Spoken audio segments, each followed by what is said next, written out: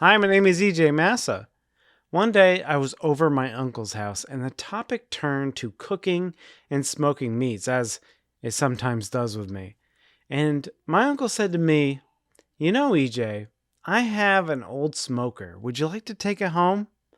And my imagination ran wild.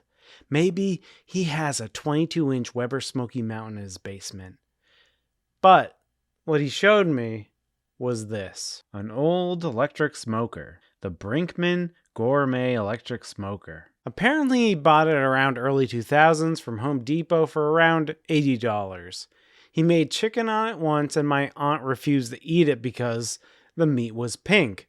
Probably pink from the smoke, but all the same, she couldn't beat her programming to eat it. So, after that one and only cook, he cleaned it up and put it in his basement. Apparently, Brinkmann went out of business when big box stores like Home Depot stopped carrying them.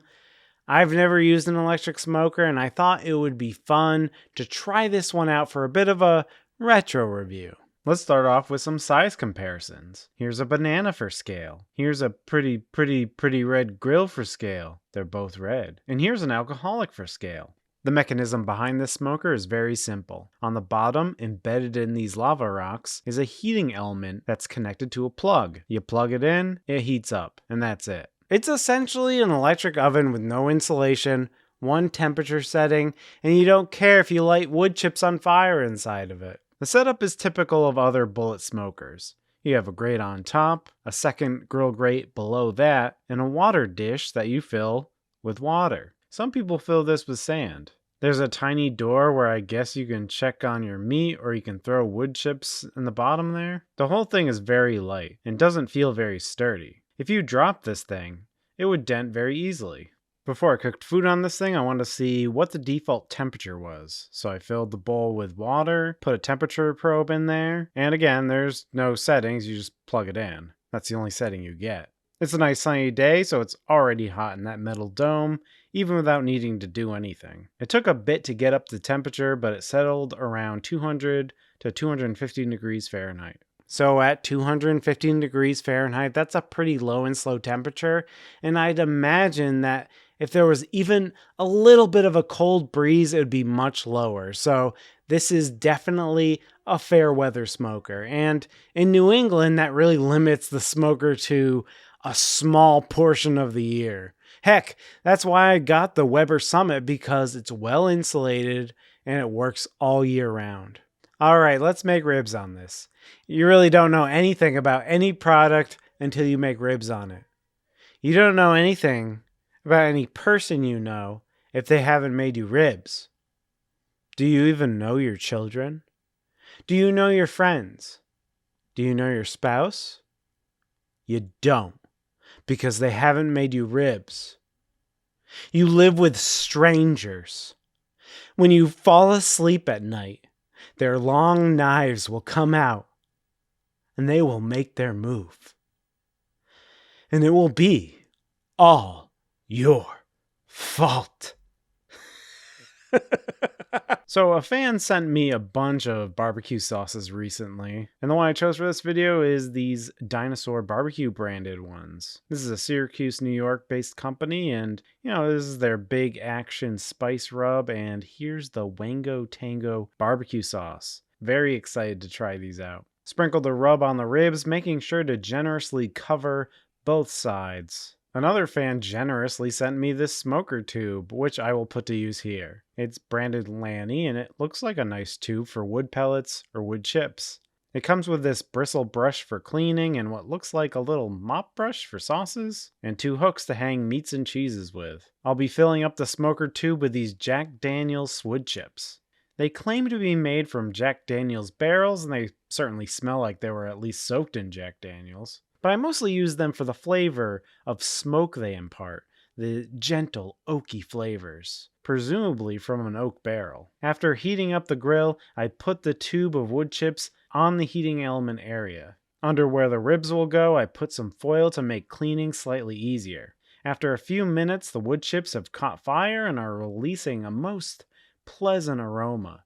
So that means it's time to put the ribs on. And I left them in there for around 2 hours. After 1 hour, I did end up refilling the smoker tube because it burned through the whole thing in that time, and I wanted the ribs to be as smoky as possible.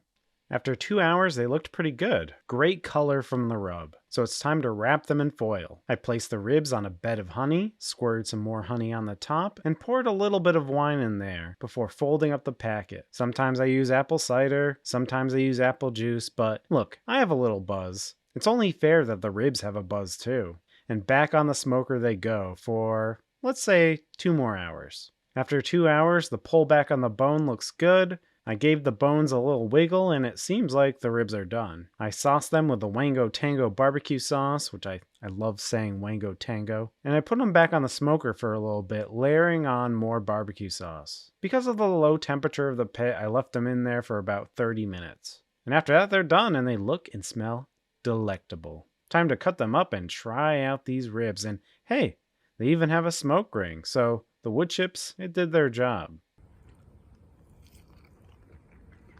So the dinosaur barbecue is different. It's more limey, has a little bit of lime taste to it. The sauce is good. It's like that. It's got a nice sweet spice to it with the lime, with the habanero. It's a nice habanero spice with the sweetness from the barbecue sauce. It's really good, and you know, that little grill, it did its job.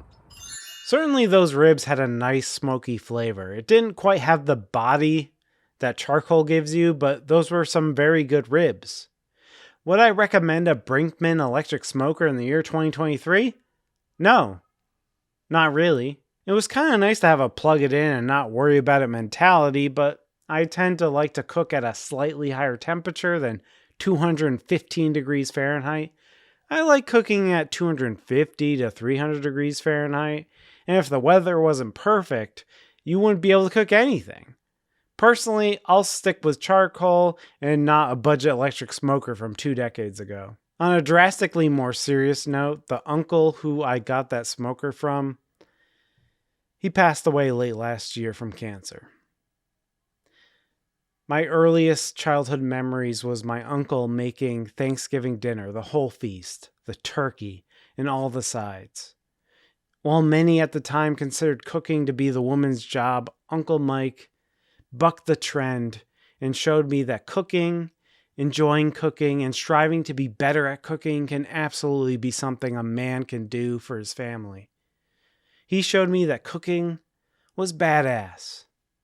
He was the ultimate role model for me in that regard, and it's very possible there wouldn't be EJ cooking videos for you to watch if there wasn't for my Uncle Mike. So this one's for you, Uncle Mikey. Until next time. Bye.